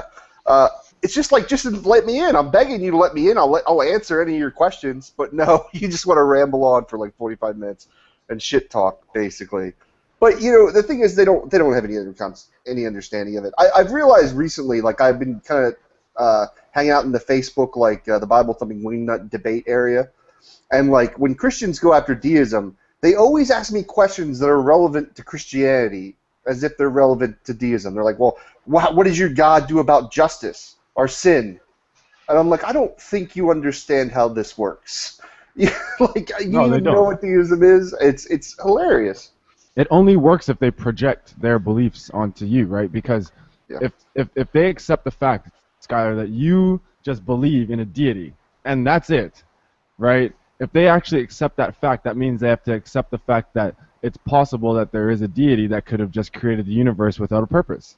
And they don't like that because they need to feel like they have a purpose because they can think and they feel and all these other things. So if you take that away from them, it's almost like taking a part of their power away. You're in terms taking of away their belief idea of system. being special. Also, just as an aside, I'd like to say that I do not want to see Tim Hurd, the Bible thumping wingneck, get smoked up because I'm pretty sure that would fucking kill him because he can't get any slower than he already is. I just want to say that right now. Did you see in his conversation with Skylar, like every time Skylar asked him a question toward the end, he'd have to reset? Like you see him reset and go, well, Yeah, his eyes go chunka How chunka do chunka you- stack dump, blinking cursor, fucking How do you reinitializing know? Windows. I think I mentally exhausted him. I think he was not expecting some of my answers, and then every time I would get onto his worldview, he was like, "Oh, but it's not wrong, is it?" I'm like, "We're not talking about morality. We're talking about inconsistencies within your belief system structure." I was like, "This has nothing to do with morals necessarily right now." But he would always just like, "Well, it's not absolutely wrong." It's like, dude, how many times do I have to repeat myself, man? it was funny though. I was entertaining to me. Well, it's kind of creepy when he was doing the whole Calvinist, all kids are sinners and they deserve hell and all. It's creepy that he has children and thinks that. That disturbs me, and that he votes. That's what really bothers me. But it's just the fact that you could say something so callously, and I know I say callous shit all the time, but it's toward people who fucking deserve it. You know, who've actually done things. And I can't wrap my brain around somebody like him who would get on the internet and expect people to adopt such a really wretched way to view the world and view people. Like, it's horrible. Well, why would I ever want to be a part of that, you know? Unless I like the smell of my own ass, I guess. Well, he couldn't even tell me if he was, a divine command theorist or he believed morality was part of God's nature at one point. He's like, well, it's both. It's like, what? How could it be both at the same time? It's either it is part of his nature or it's just what God says. It doesn't work that way. I honestly don't think he actually believes some of this stuff. I think some of these Calvinists, when you really get into it, I think they say it in a more argumentative way in order to argue their specific position. But I think if you honestly, what they actually feel, they don't feel that way. I don't think they honestly look at children like, you're all worthy of hell. Well, go back to the video, man, and watch. Every time you ask him a question, he would make a noise that would activate his mic, and you would see him, and then he would respond visually, and then he would respond audibly because he looks away every fucking time. And now that's why I like seeing people on camera, because I can tell if they're actually listening. I can tell if you and I are sitting and having a conversation, and you ask me a question, I'm looking away like this, and I'm looking all up here, and then I have to come back over here and say something to you. Then I don't have the confidence to sit here, look you in the eye, much as I can on the camera, and talk to you like I would having a normal conversation with someone. I'm not engaged. He's throwing out rhetoric that he says is right. But yeah. I agree with you. I don't think he honestly feels that way. Yeah, I gotta agree with Skylar on this too. A lot of these cats, I think they just throw these things out as arguments, and not as like. I don't think they live their lives that way. I don't think they treat other Christians that way. It's just more like, this is my argument, this is my position, because that seems to be the new thing, is like trying to, because like, I don't know. I know a lot of religious people who just have faith, and they're like, yeah, I just have faith. I don't need to. Argue for the existence of God, or it doesn't bother me that you don't believe, right? But these types of people, this breed of Christian, is a little different, like the William Lane Craigs and stuff like that, and John Lennox. Like, they try to actually argue their way into a God, right? And I don't think that's really necessary, considering it's a faith-based position anyways. Right, to say that you have like some logical proof that all came way later. Like, none of that's in the Bible. None of that stuff's in the books that we read. It's all of this stuff is ad hoc. I'm gonna see if I can call my mother and ask her about Calvinism real quick, and I'll put her on speakerphone. I just don't understand why. Just say you don't know. Right? Like, just be like, I don't know, and I don't or better it would be like, I don't understand why God does these things that we perceive as terrible. You know, it's like maybe there's some bigger picture, but you know, have a better way of saying it besides just saying all children are deserving of hell.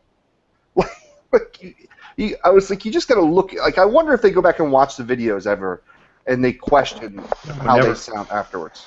Never. I'll say one of my favorite things about people deserving something was a couple of scandals that Venom Fang X got into early in his thing. I mean, this is going back to 2009 or so, but he'd been asked the question, why doesn't God heal amputees?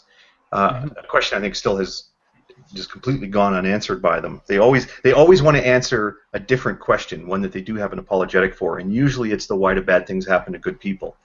I love the way Matt Slick answers it. By the way, he sort of says, "Well, fuck you." You're just like, oh, okay. Shut up. I know. Well, actually, I had a chance to. That whole thing about, well, how do you know he's not healing amputees? And I knew to say, like, no, like, he's obviously doing things like with cancer, you know. Well, let's not do it, but I mean, I knew enough to say to him, well, you're just throwing the blanket over your head, like, you just don't want to answer that question, like, to say something like that. But anyway, Venom Fang X, when he was asked the question, first he referred to it as a straw man, which is dumb because it's a question. But and then he defined straw man. He had a box of crackers, and he said, like, a straw man is if you say, if I pick up this box of crackers, then both my parents will die. And then, there, I just picked up the crackers, so my parents are dead. That's a straw man. Well, I think that'd be a non sequitur, if I'm not mistaken. Well, actually, no. Actually, that would be because the conclusion does follow from the premises. It's simply a correct syllogism that has a false major premise, right? Oh, I see what you're saying. It's non sequitur because picking up crackers doesn't affect. It's not related at all. Like, that's I was saying that. Right, but I'm saying if example itself is a non sequitur. If you look at the structure of it, I mean, the major premise is, and if you assume that it's true that picking up a box of crackers would kill your parents, which is a really odd example to go to. It's really weird. I hate you, Mom and Dad. Right? Like, yeah, that was awesome, Greg. Actually, if you listen to a lot of the arguments, you'll find that death seems to be prominent in there. Like talking about rape a bunch too. But anyway, so he says, he gives an example of a simple syllogism that had a false major premise, and then he says, well, that's a straw man, which was really weird. But then he says, well, I'll tell you why amputees. Why God doesn't heal amputees? Because they don't deserve their arms. Amputees don't deserve their arms and legs. Oh, dear God. Yeah, but you know what he means. This is the thing that's really funny about it. But also famously, I don't know if it was the same week, it was certainly close in time, he also had said that the Jews deserved what they got in the Holocaust. Wow. Literally, yeah. And the thing is, it's horrifying, right? And you could say, okay, so somebody said the Jews deserve what they got in the Holocaust. Okay, yeah. But you got to know the context. I'm sorry, I cannot imagine a context where that makes sense. But here's the thing: in context, it makes sense, and the context is the absolutely fundamentally heinous thing that is at the foundation of evangelical Christianity, and that is we all do deserve to have our limbs cut off and then to be, starved and eventually gassed and thrown into a pit, right? That's what we deserve. Oh, it just blows my mind because I even asked Tim this last night. I was like, well, God makes us the way that we are, right? He's like, yeah. He makes us with this sinful nature, yes. So we deserve this horribleness for the very way that God made us. Like, how is that? That doesn't at all logically follow anything. And the best part is you need to be saved from the very deity itself. Like, that's the whole getting saved. It's like you're not being saved from hell. You're being saved from being punished by this deity, right? So it's like, and that's another thing that I always found to be strange too. It's like, what do I need to be saved from? Oh, I need to be saved from the punishment of your God. Okay, so let me believe in your God so he doesn't punish me for it. Like that to me is kind of a messed up way of thinking. I know my favorite meme poster thing that's going around now is a 3-panel one, which is based on a classic, a very post-Renaissance painting of Jesus standing at someone's door with his knuckles poised, and he's knocking at the door, and he says, "You better let me in." And the person says, "Why?" He says, "I screwed it up now." I think I know the meme you're talking about. I know what it is. It's let me in. Why? So I can save you from what I'm going to do if you don't let me in. Don't let me in. Yeah. Right. Yeah, that's the one. Yeah. Oh. It really doesn't make any sense. Okay, hey guys, I have my mother on the phone here actually, and so I want to tell a little bit about since we're talking about Calvinism. My mother's never heard of Calvinism, and so she It's going to give her interpretation on it. So basically, there's a verse. What is it in Matthew's or John for Calvinism? I can't remember what it is. Anyway, it's a idea that God has an elect group of people that's going to go to heaven or hell no matter what you do. It really doesn't matter. There's 5 points. They call them TULIP, I think it's called, as an acronym, and it's different. They have different edicts that a Calvinist is supposed to follow. One of these deals with the absolute, I guess, status of a human being as being a reprobate. So this would entail infants, children, even newborns, deserving of hell, of like a literal fiery hell and suffering. And I wanted to kind of get your interpretation on that. That sounds dreadful. I don't think I read that part. Give me that scripture again. Okay. Any of you guys remember the scripture that Calvinists use No. for their beliefs? Sorry, man. It's like Roman. It's something in Romans. It's something in Romans? Romans. Okay. I'll Google it. I'll Google it real quick. Okay, I'm trying to Google it real quick. But yeah, it's we I guess talk to a lot of these guys, and Romans 9, I think. Okay, someone says Romans 9. Yeah, analysts of Romans 9 and Calvinistic arguments. So Yep. it's in Romans 9. And Romans 9, okay. yeah, and so the TULIP, the tenets of Calvinism, is total inherited depravity of man, and that's what I mentioned. Everybody deserves hell. Everybody, doesn't matter who you are, doesn't matter what you've done. Okay, so the acronym is TULIP. Can you give me the letters for that? TULIP. Okay, so like the flower. Yes. TULIP. Yeah. Okay, now give me what each acronym means. Okay. T is the total inherited depravity of man. Everybody's evil. Everyone deserves hell. And so U stands for the unconditional election. There's some people who are elected for hell and some people who are elected for heaven, no matter what you do. Limited atonement. I've heard of the elect. I've heard of the, used in the Bible, the elect. And that's like, it's the chosen people or the kings or gods or whatever. But go ahead. Yeah, and that's certain people are chosen, like the people we talk to are supposedly elected. Limited atonement, which I'm not too sure about that one. Irresistible grace, I think that one is that once God chooses you, that's it. You don't have a choice. And the perseverance of the saints. I have the scripture too, so if you want me to read that, I can read that. Okay. There's actually quite a few here I pulled up. Yeah, there's quite a few. There's Romans 9:21 to 23. There's Romans 9:19 to 20. John 6:4. 20? Yeah, Romans 9:19 and 20. Romans 9:15 through 18. Yep. Romans 9:11 through 13. And these kind of all contain these edicts for this. And so a lot of these individuals have this very macabre view of humanity and of everyone besides themselves. And it's kind of been from my perspective, a lot of these folks are, I'm trying to figure out a nice way to say this, a lot of them are really stuck up. That's a nice way of saying it. They're really stuck up and they're just really self-centered folks. And I haven't met one that doesn't believe that he's not a part of the elect. And so I just found that interesting. But I wonder if kind of what you thought about that, or if you had ever heard of that.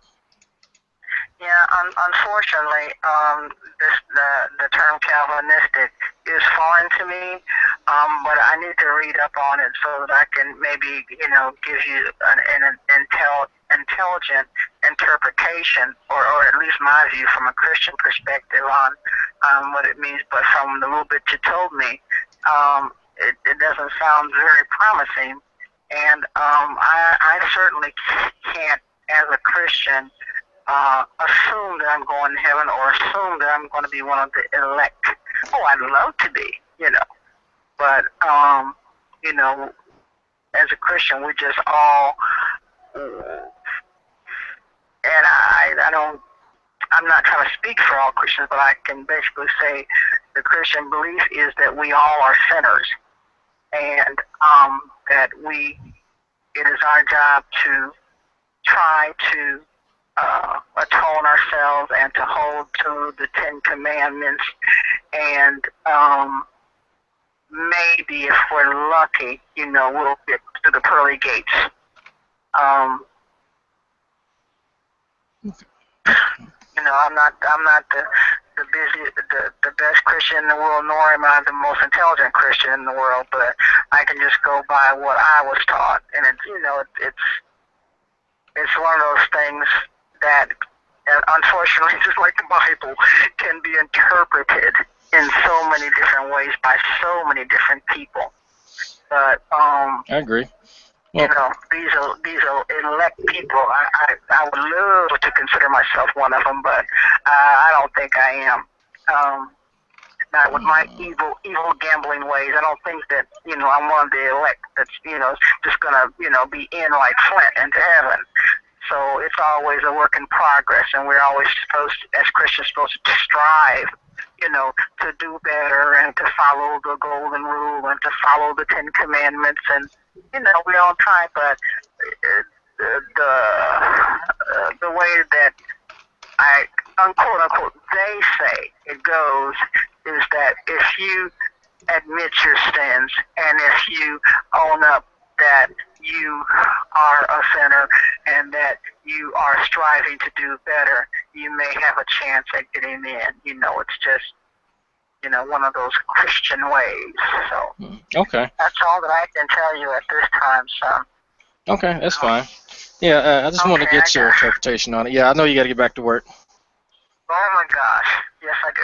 We're turning 2 hospitals in the community into 1 hospital, and I'm doing all the human resource input for all those employees, 270 some employees added to our 325 employees. So it's fun times in human resources. Okay. All right. Well, I'll let you get back to work. I'll talk to you this weekend. Okay, do that. Love you. All right. Love you too, Mom. Bye. Okay. So. How cool was that? She's in Mississippi too, right? Yeah. She lives about 2 hours away from Nephilim Free, in fact. Oh, that's awesome. So you might want, if you do talk to her about Calvinism again, you might want to disavow her of this idea that if there is such thing as an elect, that somehow she isn't part of it because she can persist in sin in some way. She's repentant, obviously. She just, But the thing is, this idea. I mean, you talk to a Calvinist. I mean, one thing they always have in common, as you pointed out, they're always the elect. You'll never see somebody who's a Calvinist and he's like, yeah, but it's too bad. They're not going to let me in.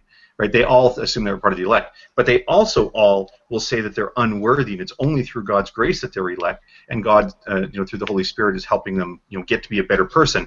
But it's a work in progress. So all the words that she just said, I mean, you should listen to that recording again and just make sure she's not, assuming she's going to stay Christian, just don't let her stress over, all the things that she said about being a work in progress and having bad habits and trying to work with the Lord to make your life better, all that stuff that she said, those are things that are still part of Calvinist theology. And even if there is such a thing as the elect, just because she has problems, I mean, they all say the same thing themselves. Yeah, and then I'm going to send her a few links on it too, because Unicorn put some here in the side in the Open Bible, and I think she was writing down the ones that we mentioned, so she's going to look over it some more. So I figure probably around this time next week, I'll call her up again and see what she thinks of Calvinism. But yeah, I had never heard of Calvinism until I came to this community, and I just, and to this day I have the same impression. I think it's really a wretched system of belief. It's really, I can't see how someone can maintain self-esteem and a positive attitude towards the rest of humanity and be a Calvinist. Mm-hmm. What I found interesting was your mom's take on that, her immediate reaction. Right, that was a knee-jerk, immediate reaction, unfiltered. It's like that is pretty much that's messed up. Like how can someone think that way? But and then as she explained it and got into her kind of position on it, and then at the end she was honest and said, but I need to look into it myself some more and think about it as an intellectual thing. You know what I mean? Like, so your mom, she's a Christian? Yeah. Yeah, she sounds from that conversation like she at least has some sense. right? Well, Even as my being a mother believer. my mother raised when she raised us, we were in a Christian household, but in all honesty, she valued critical thought over theology. Right. And and if you ask her, she might give you a different interpretation. But from what I remember, the Christian aspect was always there. But I remember specifically being told over and over again that you solve problems, you think critically, you be pragmatic, you know, solve issues, and so that's what was drilled into me as a child more so than the theology. And that's the type of person she is, very, very, pragmatic type of person. That's why I think she's one of the few Christians, I say few, but it's growing now, the ones that don't believe in a literal hell. Right. She's completely, separated that from her theology, and it was from receiving new information. It wasn't something that she cooked up. She was listening to a documentary and doing some research on her own a few years back, and she said, "You know what? This actually makes sense. I don't believe that God would make a literal hell." And so it's very interesting because she is kind of the archetype of good Christian that I have, and that I base my view on Christians of. And you could see something very different between Calvinists and like Christians like your mother, right? And that's humbleness, right? She was very humble, very thoughtful about things. And I don't think I've ever met a Calvinist on here that was humble yet. Like they always, like you said, everyone said earlier, they always assume they're elect. They always have this kind of like snarky intellectual attitude to them where they think they're like more intellectual than everybody else in the room, but they're really, really not, sadly. Well, what's even worse isn't that they have no humility. Is often that they have a false humility. It's like they're internally humble, but they're not going to show you filthy degenerate unbeliever that they're humble. Right. No, fuck you, Jack. You're not worthy. You know.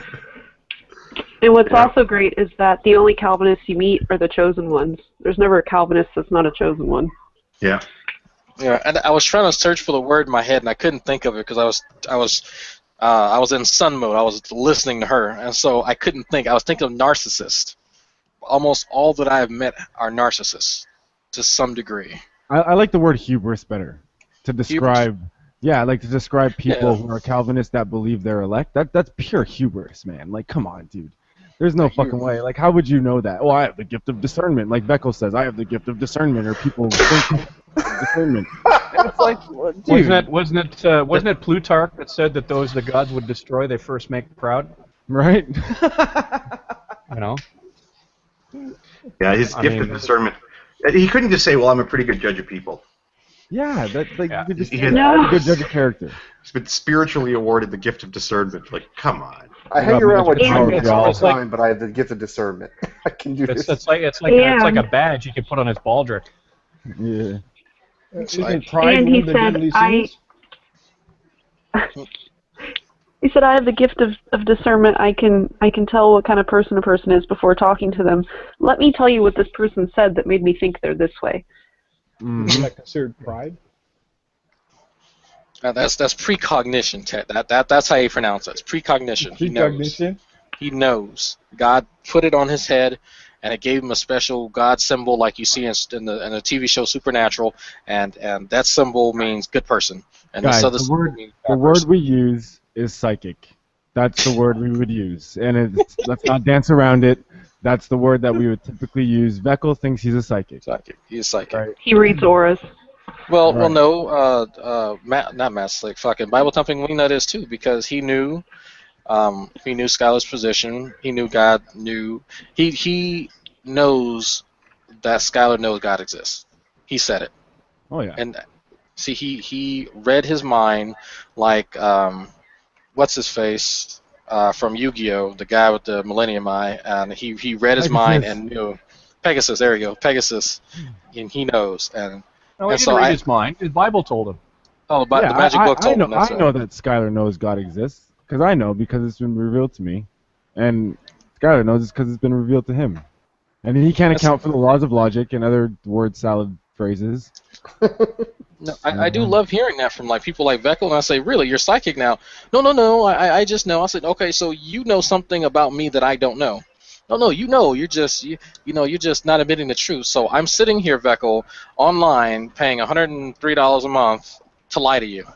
You're suppressing your truth and your unrighteousness. That's Like, why? Like, it literally means nothing to me that you think that I will lie, but at the same time, it would take too much effort for me to sit here and lie to you. I'd rather tell you the truth. It's so much easier. And so, well, I just know. Like, what? Are you like? You should take that trick on the road. Go win the lottery if you're psychic. Tell me the numbers to the Powerball, and I'll become a Christian. I think that's fair. I think the worst part about it is it's the dishonesty in their argument, right? Because they're arguing religion, they're arguing their philosophy or beliefs, and that's the route they have to go to where they're just like, you know it, you're just denying it. Like, that's the biggest issue I have with it. Yeah. Which is... It's the equivalent to, like, you know, those Christians, they just go, I know it because I know it because I know it because I know it because I know. It's like, what does that even mean? Like, how is that even, you know, I don't get that. God revealed it in such a way for me to know it's true. So, okay, I can accept that only if you accept the small caveat that you can think that you know something for sure and be wrong. Well, Eric Hovind uses that tactic with the 60 miles per hour speed limit sign. You know, he's like, could you know that it's and be wrong about that? You know, and it's be wrong an about interesting fucking conversation.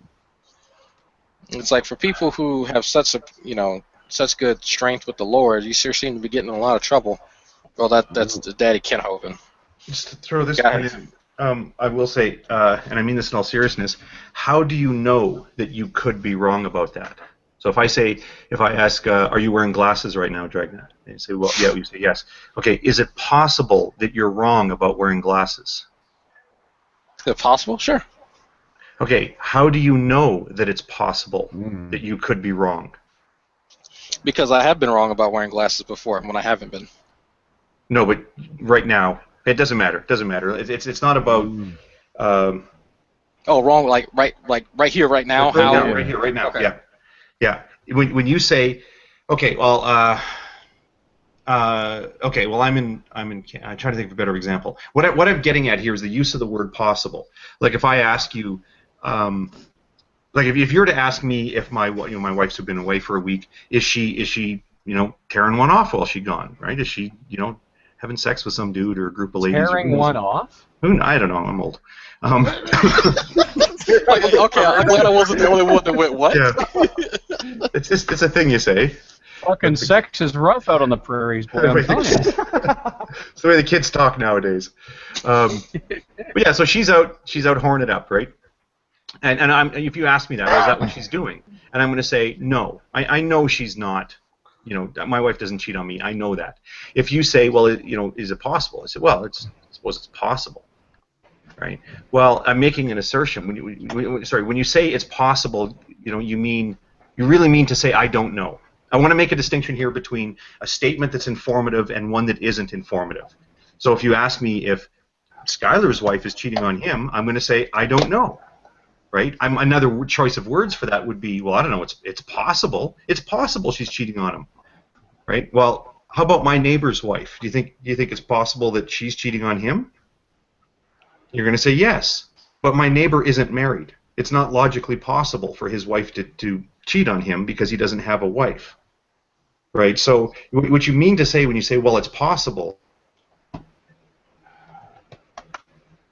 I don't know. It's intentionally an uninformative statement. The only thing you're informing the other person of is the fact that you don't have that information. But in modal logic, it means something different. It's actually a positive declaration, right? It's positive that a square can be 1 mile on edge, right? But it's not logically possible that a square can be a big round circle-shaped thing. Right? Those are positive statements. When I say, well, I don't know, it's possible that this thing could be this big. Right?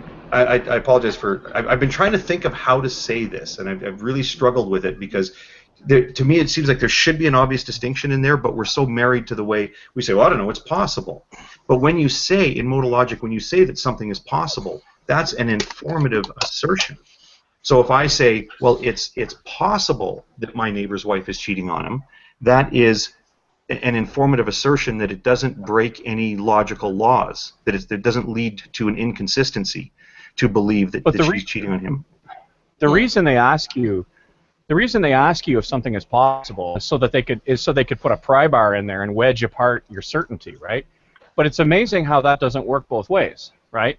Because one of the big things that drives me nuts is how what they're trying to do is to make everything wobbly, right? They do the same thing with morality. Yeah. Well, everything's subjective. Yeah. Well, how do you know? Yeah. Well, you could be wrong about that, couldn't you?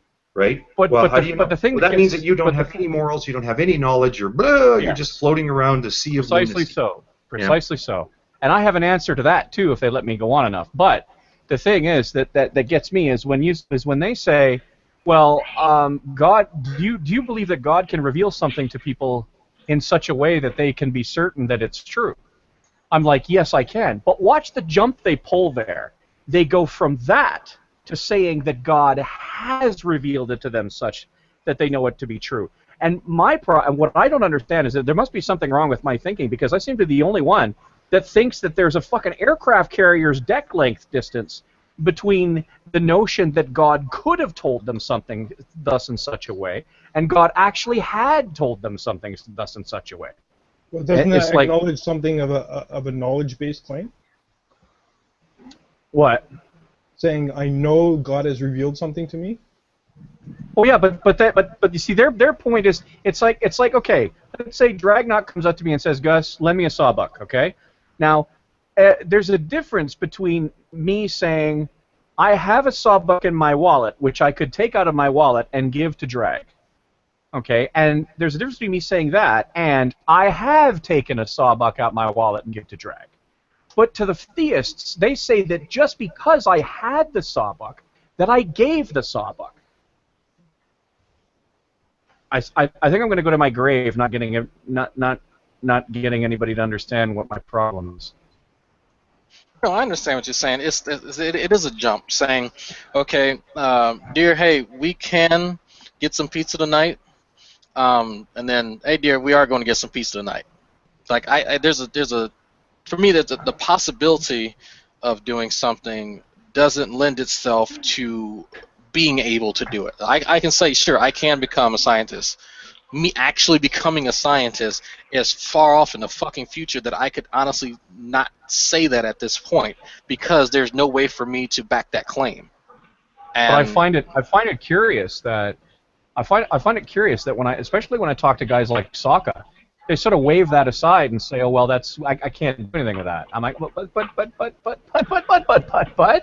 I think why? With Sokka, I want to say Sokka clarified that he grants that. I want to say a priori. Yeah, I'll say a priori. Just so he can continue on, because he knows where they want to go.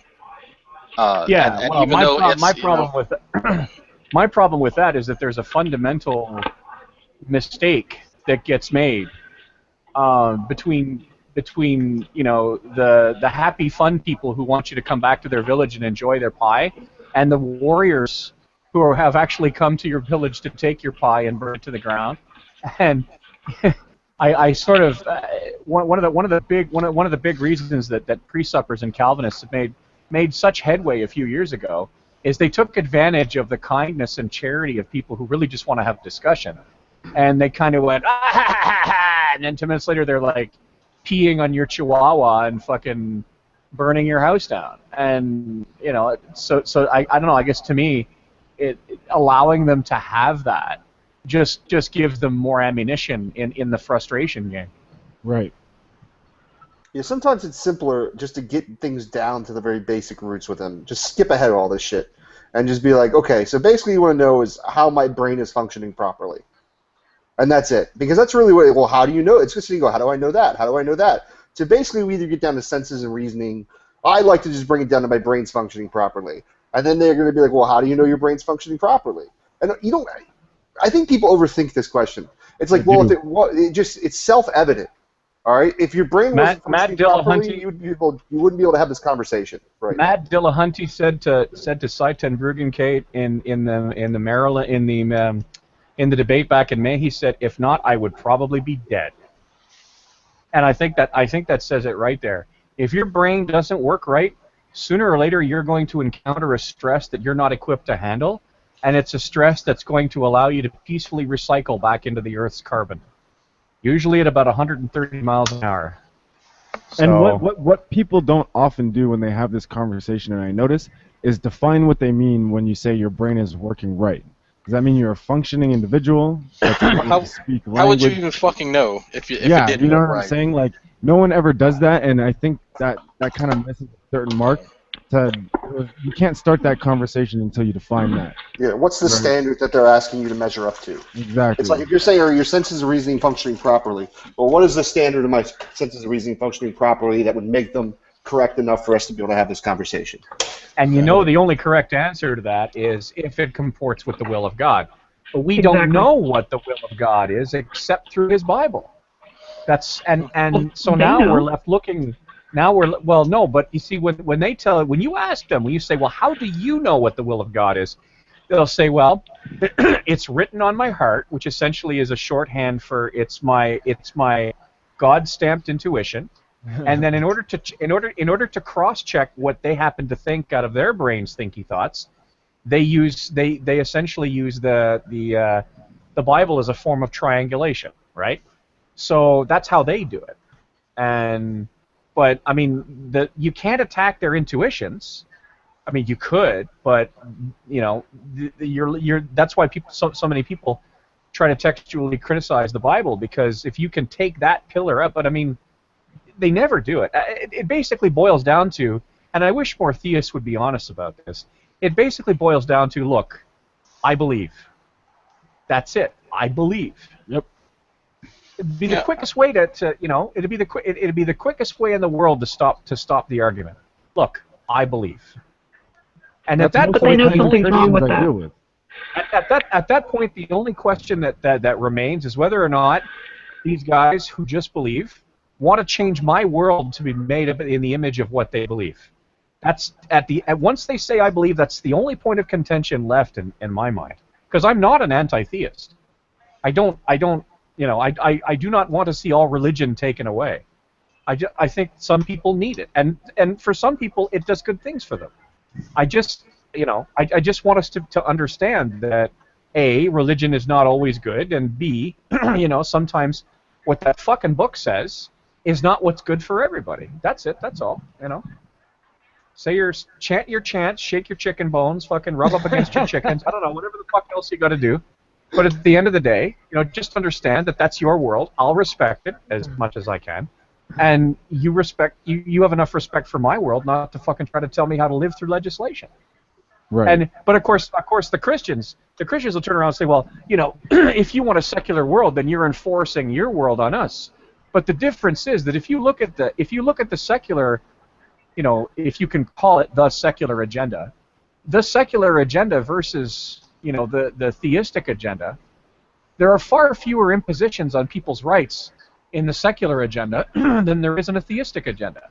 For one thing, there is no secular Ten Commandments. Not the last time I checked.